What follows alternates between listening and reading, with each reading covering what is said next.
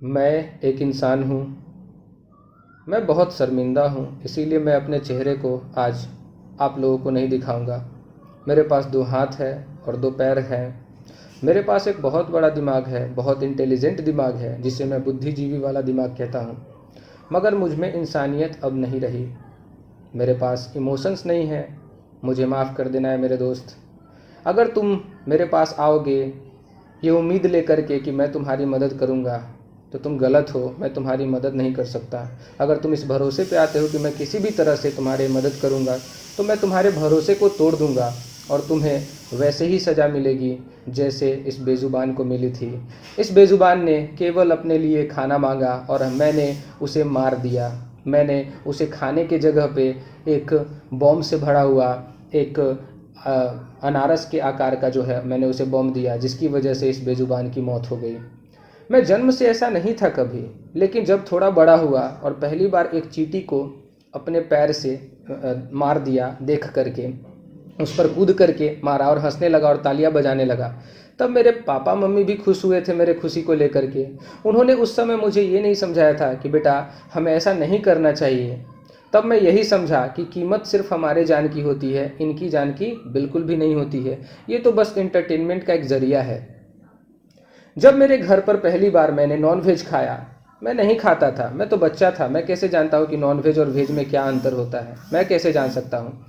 लेकिन मेरे माता पिता ने बड़े ही प्यार से ला करके और मुझे नॉनवेज खिलाया। नहीं खाने का मन करता था, फिर उन्होंने मुझे खाना सिखाया कि कैसे इसको खाते हैं, कितना अच्छा होता है। ठीक है, नहीं खा रहा था, उसके बावजूद उन्होंने मुझे आदत दिला दी अलग अलग तरह के नॉनवेज डिशेस खाने की। अब मैं जब भी किसी रेस्टोरेंट या कहीं पे भी जाता हूँ तो नॉनवेज खाता हूँ।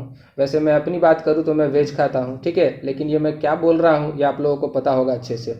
ठीक है, अगर मुझे वो पहली ही बार बता देते कि किसी की जान की कीमत जो है क्या होती है, किसी की जान को लेकर हम उसे स्वादिष्ट भोजन में बदल करके कन्वर्ट करके और बड़े ही लजीज ढंग से खाते हैं, तो शायद जो है मैं कभी नहीं खाता अगर इस तरह की जान की कीमत मुझे पता होती तो। लेकिन क्या करूं, अगर नहीं खाऊंगा तो हमारे बुद्धिजीवी समाज के कुछ वर्ग के लोग जो है मुझे सो कॉल्ड प्रिमिटिव या पंडित कहकर बुलाएंगे कि ये देखो पंडित है, ये नहीं खाता है। जब भी कहीं पार्टी होती है तो मैं तुम जैसे जीवों को मारकर अपने पार्टी की शान बढ़ाता हूँ, अच्छे अच्छे डिशेज बनवाता हूँ तुम्हारे ही मरे हुए उस मृत शरीर से। ठीक है, एक अच्छे अच्छे डिश बना करके और अपने दोस्तों को खिलाता हूँ। तुम्हारे लाश को खाकर लोग तारीफें करते हैं और कहते हैं बहुत अच्छा बना है, टेस्टी बना है। काश मुझे तुम्हारे जान की कीमत पता होती। अगर मुझे स्कूल में या कॉलेजेस में इस तरह के टीचर्स मिलते जो मुझे ये बात बताते कि जिस तरह के प्रकृति के संतान हम हैं वैसे ही तुम भी हो प्रकृति के संतान, हमारे और तुम्हारे बीच में कोई भेदभाव नहीं है। ठीक है, तुम भी एक जीव हो और मैं भी एक जीव हूँ। तुम्हारा अधिकार भी प्रकृति पर उतना ही है जितना कि हमारा है। और मेरे ख्याल से तुम्हारा जो है इस प्रकृति पे कुछ ज़्यादा ही अधिकार है हम लोगों से। इसके पीछे एक रीज़न भी है कि तुम प्रकृति के साथ रहते हो, उसकी हिफाजत करते हो, पर्यावरण के नियमों के अनुसार जीते हो। और हम क्या करते हैं, हम अपने डेवलपमेंट के नाम पर, हम अपने सो कॉल्ड डेवलपमेंट के नाम पे पर्यावरण को नष्ट करते हैं, पर्यावरण को प्रदूषित करते हैं। हम अपने लिए तो संकट पैदा करते ही हैं, साथ साथ तुम्हारे लिए भी संकट पैदा करते हैं। तुम्हारा घर यानी कि तुम्हारा जंगल तुमसे छीन लेते हैं और उसमें अपने बिल्डिंग्स को बना देते हैं। तुम्हारी मृत्यु हो जाती है हमारी वजह से। प्रकृति के हर नियमों का उल्लंघन हम लोग करते हैं। हम पढ़ लिख कर तो बहुत बड़े बन गए, बहुत बड़े बुद्धिजीवी तो बन गए, लेकिन इंसान नहीं बन पाए। और तुम लोग नहीं पढ़ते हुए भी मेरे दोस्त, तुम लोग हमसे काफ़ी अच्छे हो। मुझे माफ़ कर देना। तुम गाय बिल्ली कुत्ते चींटी बनकर आओगे हमारे दरवाजे पे, और हम कुछ दे या नहीं दे, लेकिन हम तुम्हारे साथ बुरा व्यवहार ज़रूर करेंगे। हम तुम्हें मारेंगे, हम तुम्हें ज़रूर मारेंगे और मार करके बहुत मज़े लेंगे, क्योंकि ऐसा करने से हमें कोई रोकता भी तो नहीं है। और धीरे धीरे आदत हो जाती है यार।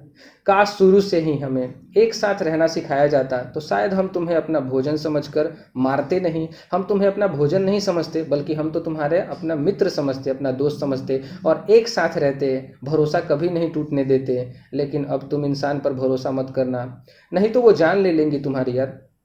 क्योंकि इंसानियत मर रही है, इंसानियत खत्म हो रही है। ऐ मेरे दोस्त, मुझे माफ़ कर देना। एक बुद्धिजीवी मनुष्य होने के नाते हमारा फ़र्ज बनता था तुम्हारी रक्षा करना। हमारा तो फ़र्ज बनता था कि तुम्हारी देखभाल करते, तुम्हारी हिफाजत करते, एक छोटे भाई बहन की तरह, एक छोटे बच्चे की तरह तुम्हारी देखभाल करते, तुम्हारा ख्याल रखते। लेकिन हमने तो तुम्हारा भक्षण किया, हमने तो हमेशा तुम्हें नुकसान पहुंचाया, हमने हमेशा तुम्हें कष्ट पहुंचाया है, तुम्हारा भरोसा तोड़ा। तुम्हारी गलती तो सिर्फ इतना था कि तुमने हम पर भरोसा किया। तुमने एक उम्मीद में ये देखा कि ये तो इंसान है, ये हमारी रक्षा करेगा, ये हमारे ज़रूर मदद करेगा, लेकिन हम तो इस लायक नहीं हैं, हम तुम्हारे इस भरोसे के लायक नहीं रहे। अब हमारे अंदर की इंसानियत मर चुकी है।